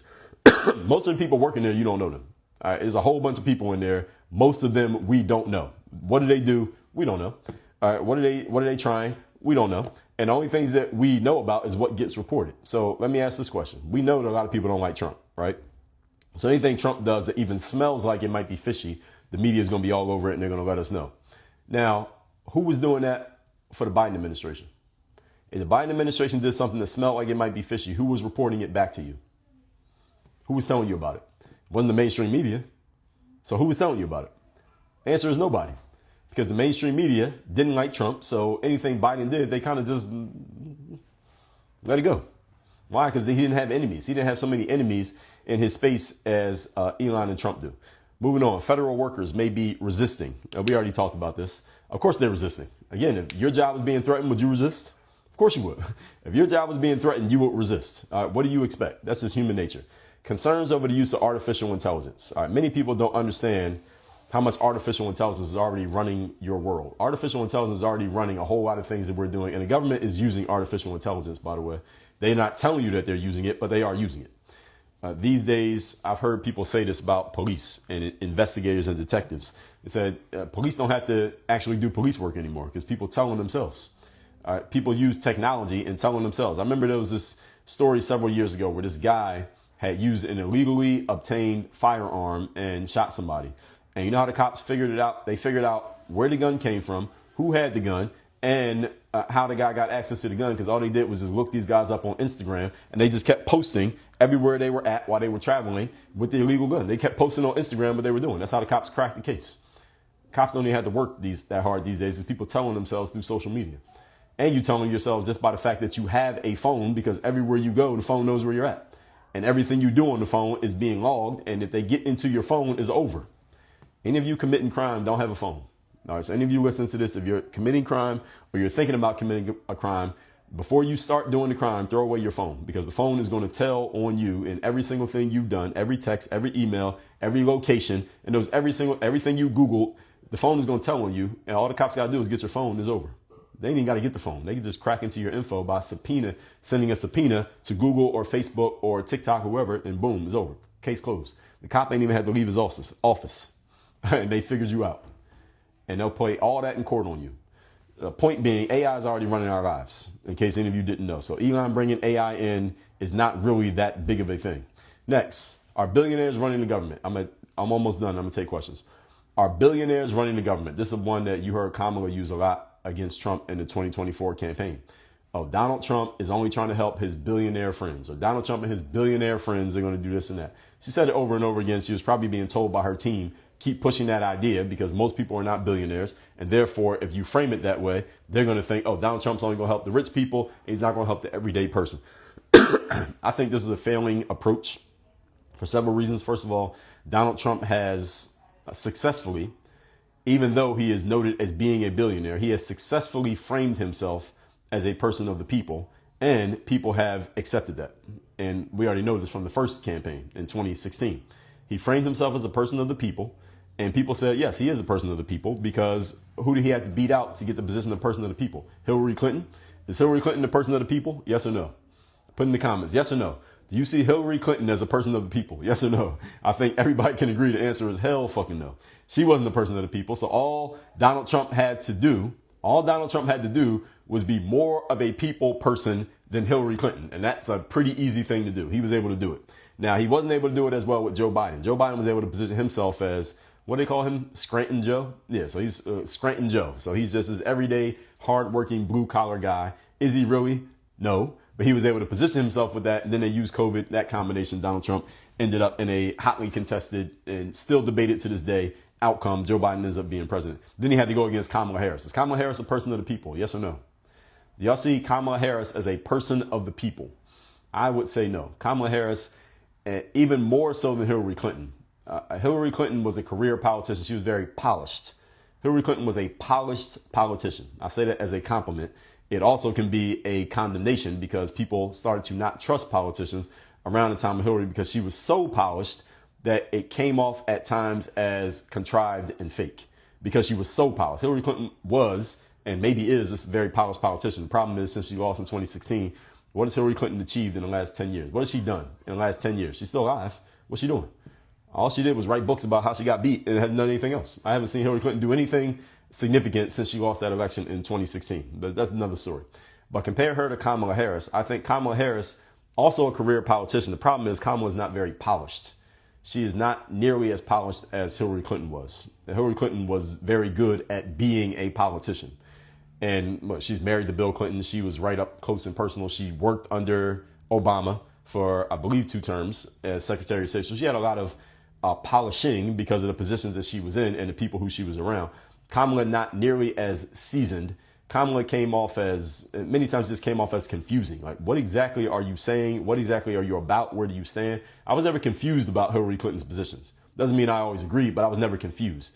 There were times that Kamala spoke that I was completely confused. And when you're running for president of the United States and you're trying to convince, let's just say 150 million people, which is about the voting block, you're trying to convince 150 million people to vote for you. You can't confuse them. And there are many times Kamala spoke that I was just confused as to what exactly she was trying to, what point she was getting across. I've never been confused when I heard Donald Trump speak. Never been confused when I heard Barack Obama speak. Never was confused when I heard Hillary speak. There are times I've been confused when I heard Joe Biden speak because I'm not sure what exactly. I don't even think he knew what he was saying at a certain point. But back when Joe Biden was lucid, mentally clear, I was never unclear as what exactly he was saying. Back in Joe Biden's healthy days. Where he is now, we don't know. But y'all get what I'm saying. So billionaires running the government, excuse me. Kamala tried to use this against Donald Trump. The problem is he was more of a person of the people than Kamala was, and she never succeeded in getting people to believe she was a person of the people. She tried. She did try. The problem is her attempts were feeble. And despite the fact that she had a team of people and $1 billion, Kamala's campaign had $1 billion to spend, they were unable to present her as something that she clearly is and was not, which is a common person of the people. She just isn't that. She's just not that. Donald Trump used to work in real estate, and his dad was in real estate, and he actually dealt with real people who rented apartments from him. And he dealt with these people in a real way. Again, whatever you feel about him and the lawsuits and all that is aside from the point. He did actually live in a world where he was dealing with everyday folks on an everyday basis. He's that guy. Kamala Harris has never done that. When did she do it? Where? There's no answer to the question because she never did it. So her trying to frame Trump as, oh, he's only helping billionaires, that was falling on deaf ears for this very reason, that it's her against him. It's just a binary choice. There's no way she could come close. And by the way, not for nothing, Oprah Winfrey, is she noted as being a billionaire? Is Taylor Swift noted as being a billionaire? Is Beyonce noted as being a billionaire? Who were they campaigning for? Last time I checked, they were all campaigning for Kamala. So this whole thing about, oh, Donald Trump's only helping his billionaire friends. Oh, now that I'm done speaking, let me go do an interview with Oprah. Okay, now let me pay Beyonce $10 million to come speak for a rally that I'm doing in Texas, a state that I'm not even going to win. Taylor Swift posted on Instagram that she's supporting my campaign. These people are all noted as being billionaires, but Kamala's out there telling you, oh, Donald Trump's only helping billionaires. It doesn't even make any sense. And Kamala had like 3 times as much money as Donald Trump, but she's complaining that he's the one with the billionaires. She's the one who spent $1 billion. It doesn't even make any sense. So this whole concept of, oh, billionaires are going to run the government. All right, what if they do? What if a billionaire does run the government? Why is that necessarily a bad thing? So let's say Donald Trump is the president and he's technically noted as being a billionaire. So technically a billionaire is running the government right now. And he just bought in another one being Elon Musk. Okay, they're running the government. Now what? What's going to happen? Again, I'm still waiting for someone to give me the answer to what's going to happen because a quote unquote billionaire is running the government. Every time they introduce this, again, let me back up. Why is there no issue with billionaires when they're supporting the Democratic Party, but when they're somehow part of the Republicans is a problem? What's going to happen? If I'm going to have someone running the government, I'd rather it be a billionaire than a 100,000-aire or a 100-aire or a broke person. I'd rather have a billionaire do it. Why? Because some of the things that they know about how to get to a billionaire status might be useful for me. Maybe it won't be, but let's give it a shot. We know what we've had for the last couple hundred years, so let's just say the last 25. Aside from Trump being in there, all we had was career politicians. How's that worked out? Last I checked, I don't think anybody was super happy about it. So anyway, oversight transparency. This is another thing you hear a lot of Democrats trying to use against Elon and Trump. That they want to make sure that they are transparent because you have this system of checks and balances in the government. This is a real thing. This is one that, of all the points of Elon's detractors that I can say is the most solid point, is this one right here. Oversight transparency. Why? Because the United States government has a system of checks and balances that keeps any one entity or organization from doing whatever they want to do, because everything you do in the government has to be checked and basically approved of in some way, shape, or form by somebody else or some other entity. So you can't just do whatever you want to do. All right, you have to go through the system of checks and balances. The thing is, an entrepreneur like Elon Musk is not used to a system of checks and balances, because when you're an entrepreneur, you don't have to go through anybody to do what you want to do. You do what you want. That's the point of being a boss. You take on all the financial risk. You get to do what you want to do. In the government, it doesn't work that way. You have to go through someone else to do what you want to do. So this is a legitimate pushback that Elon and Trump's enemies have, but it doesn't mean that every time they say it that they're actually doing something legitimate. A lot of them are, what they're doing is taking this legitimate point and they're exacerbating the legitimacy of the point by sensationalizing to the audience that these people are just doing whatever they want to do. The system of checks and balances means you can't do whatever you want to do, but then they're doing something that is on the up and up, Elon and Trump, and then his opponents are making it seem like they are just trying to avoid oversight and avoid transparency. That's not the case. So what they're doing is blurring the lines here. That's why you got to be very careful with the headlines and what people throw out there, because they'll blur the lines of something. And this is what the mainstream media has been doing for the last 20 years. They take a kernel of factual truth, they mix it in with a whole bunch of opinion and emotion, and then they present it to you as the reality of the situation. That's a lie. They're lying. So you're either telling the truth or you're lying. All right, that's the way it works in communication, period. If you know the truth, but you are kind of misrepresenting the truth in order to get a certain point across, you're lying. And that's what the mainstream media and a lot of Trump's enemies are doing, is they're creating lies and they're pushing it as if it's reality when it's actually not. So you got to be very careful, again, with the headlines and the things that you read and the things that you hear. So oversight transparency, the whole point of this is to slow down the process. That's what it's all about. So if Elon says, I'm going to do ABC, and then his enemies come out and say, well, you can't do that because you got to go through transparency. You got to have a hearing. You got to go to court. We're going to sue you if you try to do that. Every time they do that, what it does, just so y'all understand, is it slows down whatever Elon and Trump were trying to do. Their whole point is to try to slow walk the process. That's what we call slow walking. So any of you who's ever run a company, or you had a boss who asked you to do something and they didn't really give you a deadline or a timeline in which to do it, you might slow walk doing it because your goal is to either not do it at all, hope the boss forgets that they asked you to do it, or just take your precious time in order to get it done. That's called slow walking. The government is expert. The government as an entity has mastered the process of slow walking everything. So anything the government says is going to do, they slow walk the process so that it takes as long as possible. Most people forget that they were supposed to do it, and they can do less of it. They can kind of whittle away at it, and before you know it, most people forget that it was even supposed to happen. That's called the slow walk. And that's what they're trying to do to Elon. The problem is Elon and Donald Trump are entrepreneurs, and entrepreneurs, by nature, we do things fast. Why? Because we don't have a safety net. Therefore, we have to get things done quickly. See, when you work in the government, you have a safety net of that paycheck. You take as long as you want because it's a bureaucratic organization. But in entrepreneurship, you have to get things done quickly or you perish. You have to execute. So Elon has this mindset of we got to do these things quickly. So he's going to run into friction because the government is going to try to slow walk. When I say the government, I mean the enemies of Trump and Doge. They're going to try to slow walk everything that he's doing. By the way, those of you watching me on TikTok, make sure you subscribe to my YouTube channel. Follow me on Instagram. The links are in my profile on TikTok because I've been suspended here 6 times in the last 6 months. I will get suspended again. Last point before we open for comments.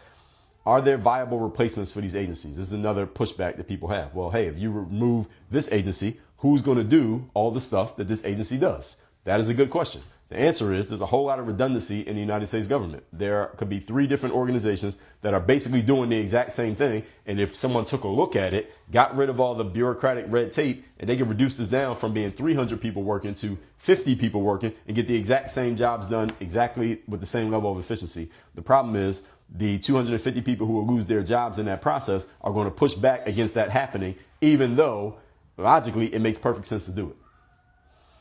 This is the problem when you get, again, logical thinking going into conflict with emotional thinking. Because, again, if you're about to lose your job that you had for 20 years, who wouldn't get a little bit emotional about that? I think a lot of people would.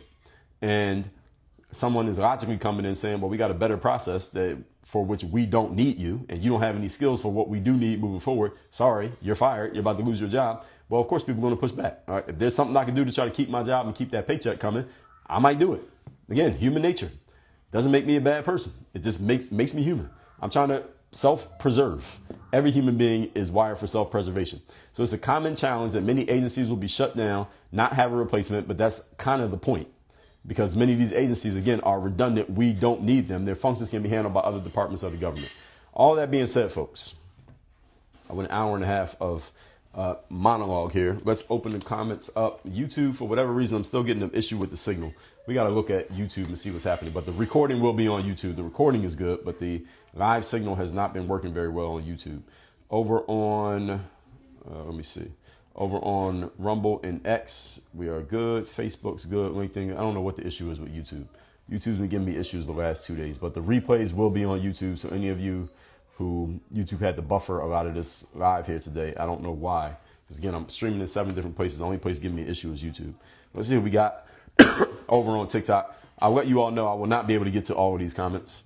Brittany, if you're still here, if you see anything good, just go ahead and pin it. I'll take as many as I can. I do have to stop at 10 o'clock. It's almost 9:30. I got a call coming up at 10 o'clock. So let's see how many we can get through. Judy Jetson said the DNC never wanted him. They wanted to bring a woman into the round room. All right, fair enough. Fit Panda said, let's be serious. Plenty of times Trump made absolutely no sense. Well, compare that to Joe Biden, compare it to Kamala Harris. I think he beat both of them. That's what I'll say. So are there times Trump has made absolutely no sense? I generally don't think so. I think Trump knows how to walk around questions that he doesn't want to answer. Every politician has to be good at that. He's good at it. But if you compare the no sense comments of Trump to Biden's and Kamala's, Trump's is like right here, Biden's is all the way up here, and Kamala's all the way up here. And again, it's a binary choice. Marie said Trump lied to people because he did not want second debate. He didn't need a second debate. Marie, would you go to a second debate after what happened in the first 2 debates? Would you do it? And if so, why? He definitely didn't need a second debate against Joe Biden. That was the end of Joe Biden's career, that first debate. And when it came to Kamala, the way that the moderators were doing things that they weren't supposed to do, and they tried to fact check Trump a lot more than they tried to fact check Kamala, even though Kamala said some things that were factually untrue. They didn't say anything about them. Would you sign up to do that again? I wouldn't. AU said Hillary and Bill have been collecting money from USAID under the Clinton Foundation. That has been news for a long time. So, yeah, you're right about that. AU Hunter. RD Runner said, this is all for show to reset our nation the way it was meant to be. It's a movie. Well, we'll see if they are able to do all that. RD Runner, I don't know if they'll be able to do that in 4 years. They're trying. I do believe they're trying, but I don't know if they can do it in 4 years. They would need the 2028 winner to be MAGA for that to even really be possible. They're going to need more than 4 years to do this. User said, I don't know if you're talking, I don't know, that meant Trump. Said Trump tricked y'all. He also showed y'all who he was. I think you're saying Trump. Marie said, laughable if you think Trump is a people person. How is it laughable? Again, it's a binary choice between Trump and Kamala Harris. Who's more of a people person? And when I say people person, I mean a person of the people. I'm just saying it shorter. And also a people person. Who would you rather sit down and have lunch with? Donald Trump or Kamala Harris? Kingsley said, Biden 18 out of 20 economic indicators against Trump. What does that mean? Debo Champ says she couldn't answer a simple question. Well, she could answer. She just didn't answer. That's what happened. She didn't answer. Keisha, thank you for the gift over there on TikTok. DJ Badadan said, Trump, you're a boy, huh? I'm just speaking about the situation logically and objectively. Trump is not my boy. I don't know Donald Trump. But again, when you're voting for a president, you have a binary choice between him and Kamala. Who you think is a better choice? I think Trump. David said political correctness is BS. Well, if you don't work in politics, you can say that. If you work in politics, you got to. Keith Hart, my name is Dre Baldwin, D-R-E. My last name is B-A-L-D-W-I-N. You can find me on all social medias and Google. Emaline said, let's get right to it. Are you a supporter of Trump? No, I'm not a supporter of any politician. I'm a supporter of logical thinking and objectivity. When I talk like this, people listen to it and assume that I'm MAGA or a Trump supporter or I'm a conservative. My response to that is, what does that say about the Democrats and the liberals? If being logical and objective causes most people to think that I'm on the right, what does it say about the left? Because if being logical and objective, if you're being logical and objective, people should assume that you're in the middle. But when I talk like that, in the middle, people assume that I'm on the right. So that means that the left is doing something crazy. Fit Panda Mom said, one can't say that since Trump has been Hollywood since the 80s. What? Yeah, he's been Hollywood, and at the same time, he is recognized as a person of the people. And I'll explain to you why. Trump used to work in real estate where he rented out apartments. And when you're renting out apartments, you're dealing with everyday people. His dad did it, and then he did it. What did Kamala do? Again, you're comparing Trump to Kamala. So is he an everyday person like maybe you? No, because he's not in the trenches every day the way that an everyday voter would be. But compared to Kamala, is he a people person? Yes, he is. Willow Tree said, I'm too bad most of the people that have done business with him don't speak highly of him, because I wouldn't say most of the people. I say maybe most of the people who you've heard of. But Donald Trump has a lot of people he's done business with who would say positive things about him business-wise. The challenge is most human beings are much more emotional than logical. So now, since the 80% of America has been psyoped into saying negative things about Trump no matter what, there are people who had positive business dealings with Trump who now won't say positive things about him, not because he did business wrong, but because they've been conditioned to say negative things about him regardless of what actually happened between them. For example, Oprah Winfrey. Oprah Winfrey and Donald Trump were friends before he got into politics. He used to be on the Oprah show all the time. She was a fan of his. She used to have her audience clapping for him and everything. Then when he got into politics, all of a sudden, Oprah was anti-Trump. But did he ever do anything wrong to her business-wise? No, he didn't. So when you say most people say negative things about him, you have to take that with a grain of salt and understand why the people that you've heard has said negative things about him.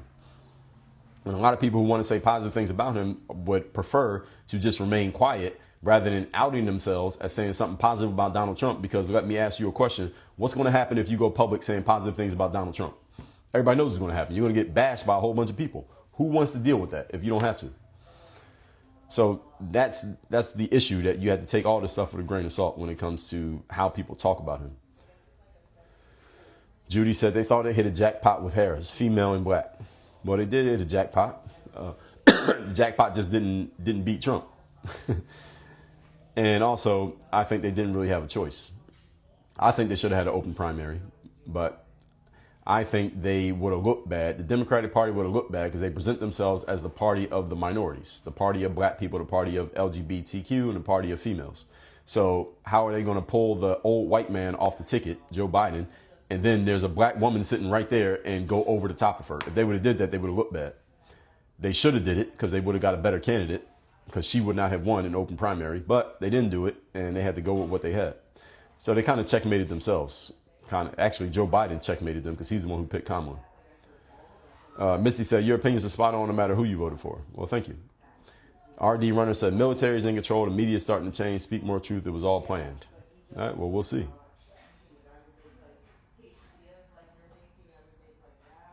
Kingsley said, fact, what Bill Trump passed through Congress with 350 million America waiting. I don't know what you're referring to here. That sentence didn't quite make sense to me.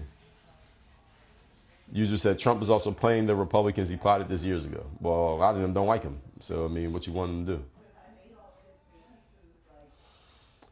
Kyle said, the majority of the quote-unquote rich all vote liberals. Yes, a lot of quote-unquote rich people are liberals. But they have somehow, this has always been a thing. This goes back to the 90s. I remember asking my mom, because my parents always voted every election. I didn't know who they voted for, but they always voted. And I asked my mom, are we Democrats or Republicans? She said, Democrats. I said, why? She said, because the Republicans only work for rich people. So this is a concept that people have accepted. This has been going on probably 60 years. That the Republicans are for the rich and the Democrats are for the everyday folks. Ashley said, you are talking too much sense for some folks in these comments here. Probably. That's a good problem. Kim Johnson said, you don't make sense. I disagree, Kim. Where am I not making sense? Tell me what I got wrong. Joy says she spent $7K on a belt. Nah, I think that's irrelevant. If she wants to spend $7K on a belt, it's her money. She can do it. Trump never had a bill for everyday Americans, Kingsley says. Such as, what kind of bill for everyday Americans? Miranda said, waiting for a response as well. Response to what? So I can't see every comment, folks. By the time I actually get to the comments, a lot of your comments went through the feed and I can't get all the way back up to the top. And I will not be able to respond to every comment because there's too many of them. But I'm reading the ones that I can see and I'm responding. Lance said he never took a paycheck. Debo Champ said nothing's going to happen. Kingsley said we had a receipt. Stop mine. A receipt of what? Fit Panda Mom said he is setting up the government to contract only himself. Oh, that's a good point. I should have brought that up in my point. So people saying that Elon is setting the government up to do business deals with his businesses. So he's basically enriching himself. Well, technically, let's address that, because are there going to be some business deals that actually there already are business deals that Elon is doing from his private companies with the government? The answer is yes. I believe they had like Cybertrucks and SpaceX. There's a bunch of other things he's going to do. The thing is that you have to ask yourself is Elon's company actually going to help in the process? And if the answer is yes, if Elon's setting the government up to do business with, let's say, SpaceX or Tesla cars, if that is actually getting the job done, then the fact that he's making money off of it does not mean he's doing something wrong. Again, any of you who is an entrepreneur in here, do you make money when you help a company out? When you help another company, they come to you and ask you for help and they pay you and you help them. Are you doing something wrong just because you made money? This is a mindset that I think a lot of Americans have, and it's a symptom of a poor money mindset. When people say things like, oh, well, he's enriching himself. Well, he should be getting rich because he's helping people. That's the reason he's rich in the first place. The reason Elon Musk has a whole bunch of money is because he's done a whole lot of good for society and people are willing to spend money in order to get what he's offering. There's nothing wrong with that. Tesla is a very popular car. I don't like Teslas. I'm not a fan of Tesla vehicles, but I see them everywhere. I see people driving Teslas everywhere. So people like Tesla. So should the person who runs Tesla make a whole bunch of money? Yes. That's how business works. So if you're doing something that helps people, you should make money. And the fact that you got rich through helping other people does not make you a bad person. And a lot of people with poor money mindsets tend to have this frame, oh, you're making a lot of money, that must mean you've done something wrong. All right, this is the exact mindset that keeps a lot of people broke. That you think doing something that makes you a whole bunch of money means you must be doing something bad or you're using other people. That's bullshit. So what does that mean? It means being broke means you're good? You keep thinking like that if you want to. I choose not to. Jen said they're going to finally fix the Democratic BS. Well, they're going to try. They're going to try. Yeah, Nick, I know the stream's not working well on YouTube today. I don't know what's happening on YouTube. We'll take a look at it today and hopefully we get it better tomorrow. We've had these problems for the last 2 days. Too Damn Tired said, man, you are lost. All right, how am I lost? Tell me what I got wrong. User said, you're preaching for the people that will have no problem lynching you for the color of your skin. LOL. Right. People got to come with a better argument than that. All right. Heidi C. Flynn said, love your logical explanations. Thank you. Me too. User said, how do you think they're going to keep that statues? I don't know what you're talking about. Fit Panda Mom said, that's a false narrative. The government, not business. Trump's last election proved to not work. I don't think it didn't work. I think his last election, 2016, and the government is technically a business because the definition of a business is an organization that does financial transactions. The government does a lot of financial transactions. Now, they're not a traditional business like an entrepreneurial venture. In that sense, they're not a business, but they are technically a business. Kyle said, liberals will never stop their lies and propaganda because they're so infected with TDS. That I have to agree with. I did a whole live stream talking about TDS, and I did a 3-part series on my podcast also discussing TDS, also known as Trump derangement syndrome, for those of you who don't know what that stands for. And by the way, if you're watching me on TikTok, make sure you subscribe to my YouTube channel and follow me on Instagram, just in case if and when I get kicked off of TikTok again and get suspended for another 7 days. It will happen again because I'm talking about things that people tend to disagree with. So sometimes it pisses off TikTok's community guidelines process, which is kind of vague. We don't quite know how it works, but I do know they will suspend you. Trust me. And what was the other thing I was going to say? Shout out to the For You page. So shout out to TikTok for putting me on the For You page here today. Hopefully they keep doing it. Kingsley said, name one bill Trump passed for 350 million people waiting. Well, Trump doesn't pass bills. Trump signs bills into law is what he actually does. Congress passes bills. Jen said they became billionaires somehow. Why don't we all learn from them? Yes, that's a good way of looking at it. It doesn't necessarily mean you'll become one, but you could probably learn something from someone who became a billionaire. And it doesn't necessarily mean that Elon is teaching just because he's in there, but you can learn from watching his actions, which is what I pointed out. DJ Badan said, he not like us, he not like us. Who Kendrick was talking about? I don't know. What are you? I think he was talking about Drake. Super High said they became billionaires by being exploitive. If they actually cared, they have all the money to help. Now, this is a poor money mindset frame. A lot of people talk like this. They say, well, if someone makes a whole lot of money, they must be exploiting other people. No, that's not true. Beyonce's a billionaire. Is she exploitive? Taylor Swift's a billionaire. Is she exploitive? Oprah Winfrey's a billionaire. Is she exploitive? See, people tend to put this frame on people that they don't like. So name someone who's noted as a billionaire who you're a fan of, super high IQ, and tell me how they exploited people. And you probably can't even, your brain probably cannot even process even thinking that way. But you'll call somebody who you don't like, oh, they're a billionaire because they exploit people. But let's name somebody who you do like. Is Oprah exploiting people? Is that how she became a billionaire? See, it sounds good when you're saying it about Trump and Elon. Let's flip it around on somebody who you're a fan of. And let's see. Jay-Z is supposed to be a billionaire. Is he exploitive? Trump cleaning house. Yes, he is. Natasha, #1 gifter badge. Correct. Congrats. David says, is it true that Trump is losing money while being POTUS? I don't know if he's losing money. I haven't heard anybody say that. I believe he is taking a pay cut. I do believe that. I think he can make more money if he just did his business things. He can make more than what he makes as his salary for president. Now, that doesn't necessarily mean you're losing money. He's still making money. He's getting paid. But I believe he's taking a pay cut. That's not the same as losing money, though. Fit Panda said a billionaire will not teach you how to be a billionaire. I already addressed that. And actually, they could if they wanted to. Same way a millionaire can teach you how to be a millionaire if they wanted to teach it. And as I said, if someone is a whatever and you admire what they are, you can learn from them just by observing them. They don't have to sit down and actually write a book and tell you do this, this, this. You can just observe their actions. If someone's in great physical shape and you're not, and you want to learn how to get in great shape, they don't necessarily have to sit down and tell you what to do. But if you just look at their actions, you can glean things from them that you can use even if you never spoke to that person. The same way that, again, I said Elon, when he came in and he bought he bought Twitter. I don't know Elon Musk, never spoken to him in my life.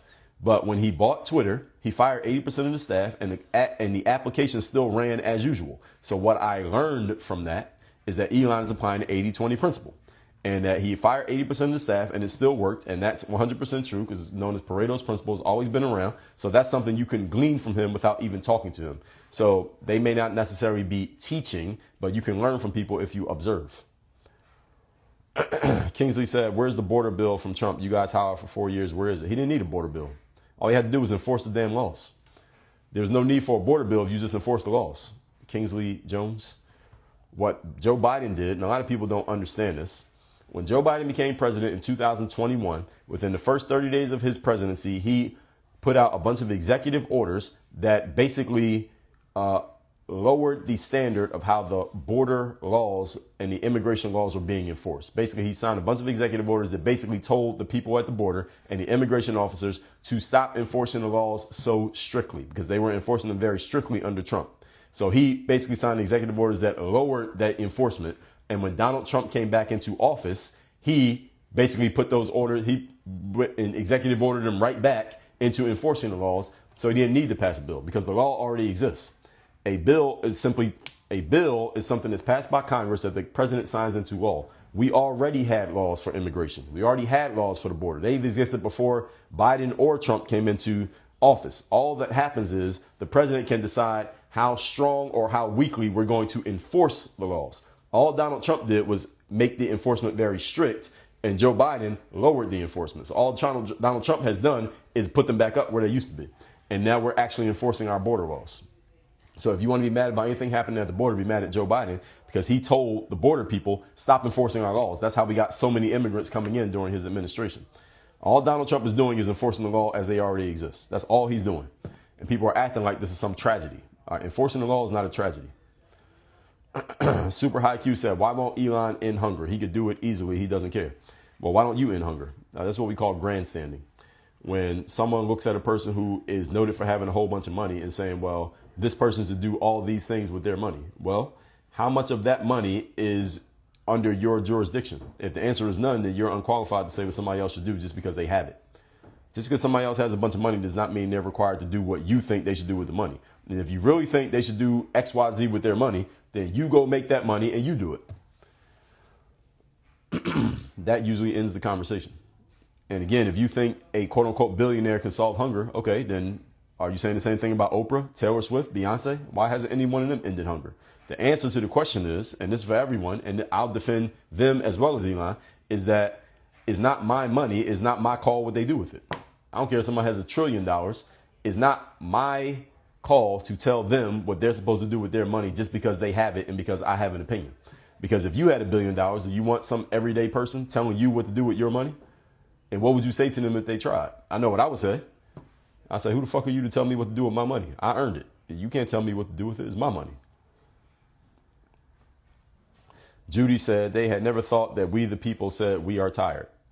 Well, I think they knew it in 2016. Maybe they just didn't think it would happen again. I don't know. I think the Democrats got kind of caught flat-footed that they should have convinced Joe Biden to not run in 2024, and they could have had a full proper primary to put a proper candidate against Trump. I think they got caught flat-footed. Joe Biden basically strong-armed and said, no, I'm not leaving. And then when he had the debate, he looked terrible. And then they got caught with their pants down, and they had no choice but to go with Kamala, and we see what happened from that. Brandon said, the mainstream media tries to make you think a certain way. Well, that's what they've always done. Before Trump, they always did that. David Biggers says exactly, thank you. Apostle of God said, when a person is intelligent, people always say he not like us, man, and speaking facts. Well, thank you. Shane Faust says, speak the truth. Hopefully you think I am. Toadette said, and waste more taxpayer money. Well, the government's been doing that. That ain't new. That's not new. And again, we got about 10 more minutes here, folks, then we'll wrap this up. Slow walk kills policy. Yes, it does. That's the whole point. That's the whole point. Nicholas says, yes, that's the process. He can't do whatever he wants without accountability.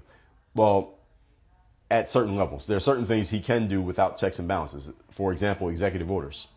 There are certain things the president can do without the accountability process, but there are certain things you can't do. And that's the line.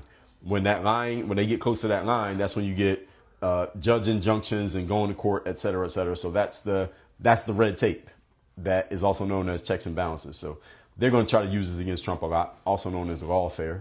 They're going to use this because this is all they got. This is all they got left.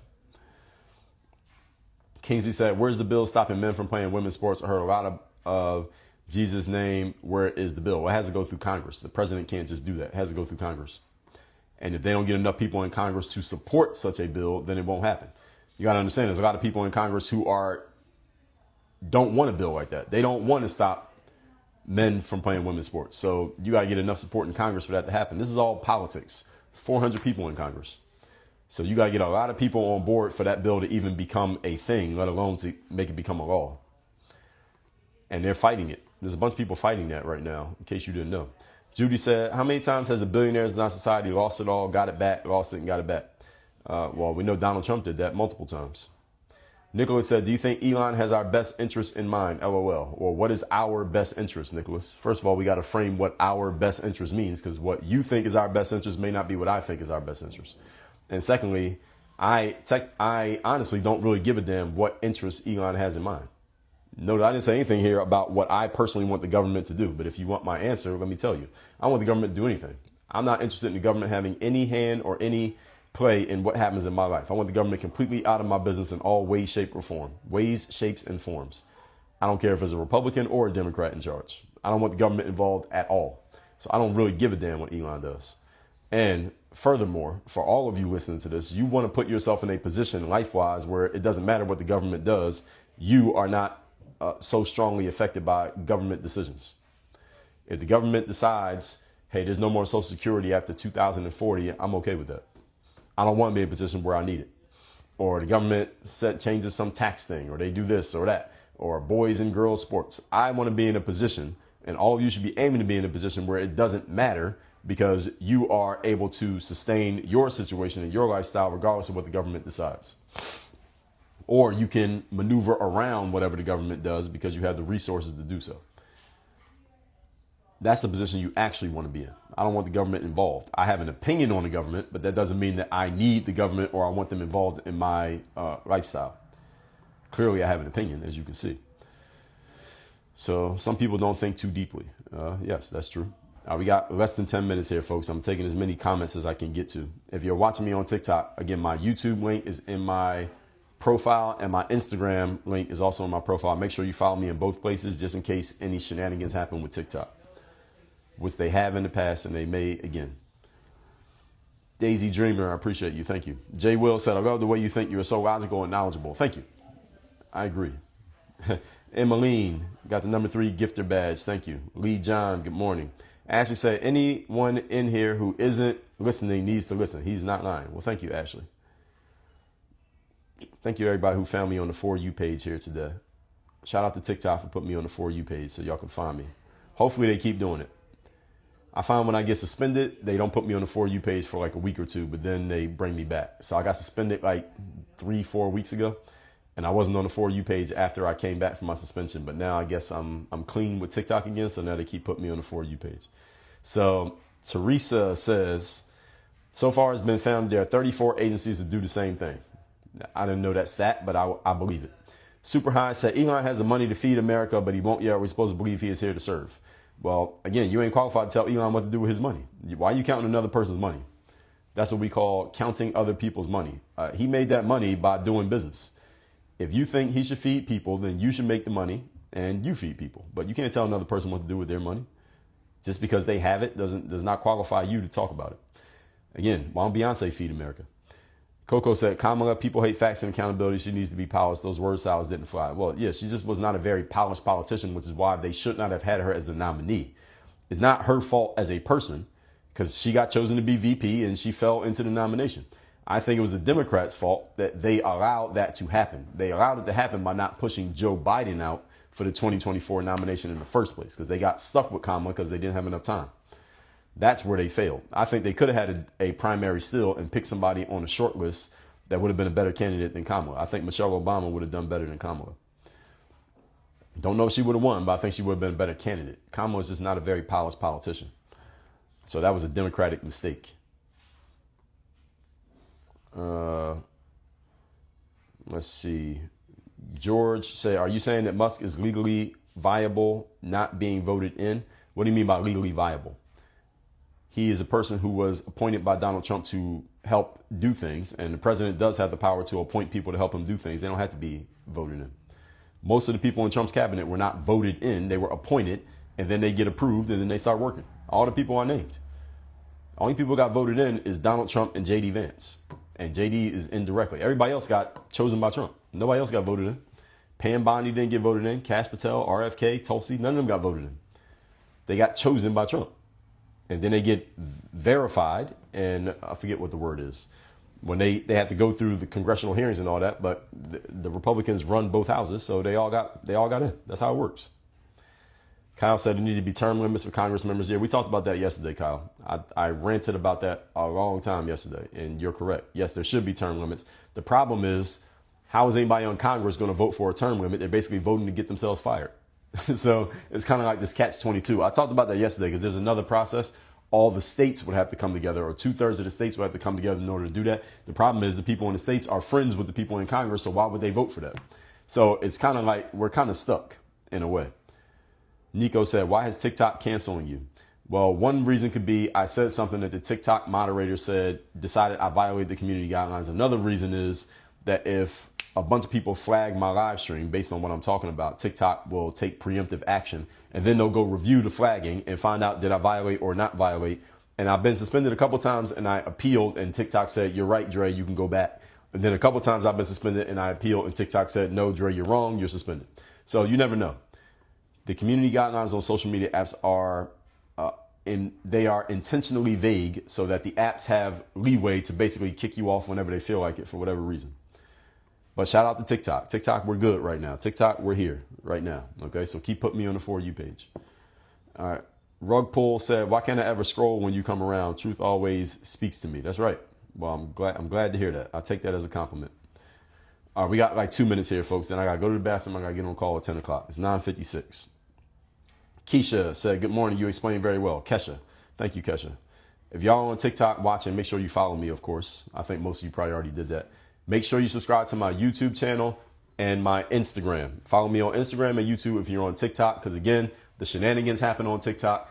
As I keep talking about current events, I'm eventually going to piss somebody off or piss off TikTok, and they're going to suspend me again. So I know this is going to happen, so make sure that you are following me on other apps, because I will still be going live, just not on TikTok. Just in case. But for now, we're good on TikTok. TikTok, we're good. Do not suspend me, TikTok. We're good. We're good. I got to keep saying that. Trump aligns himself with anti-semantics, attacks our democracy.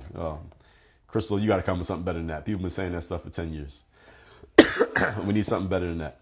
Kesha said, but people need jobs. Yes, they do. That's why entrepreneurs make the money that they make, because we create jobs.